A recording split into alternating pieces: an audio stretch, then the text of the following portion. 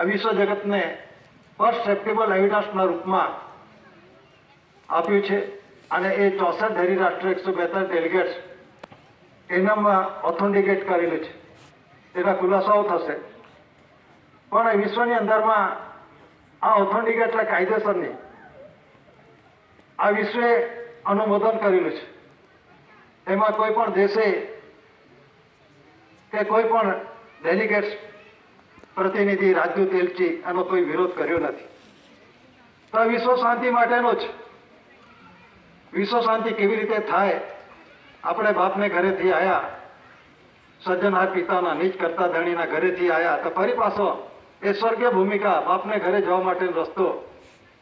આપણે શરીર કેવી રીતે વાપરવાનું, તો ફરી આપણે જે આવ્યા છે આપણી ઉધારી થઈ તો જમા પ્રમાણ હિસાબ આપણે આપવાનું છે.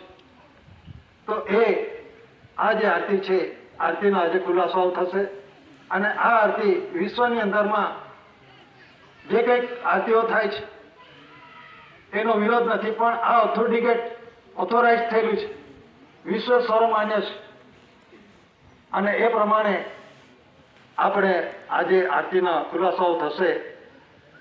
એટલું કહીને હું બેસવાની રજા લઉં છું. સ્વકર્તા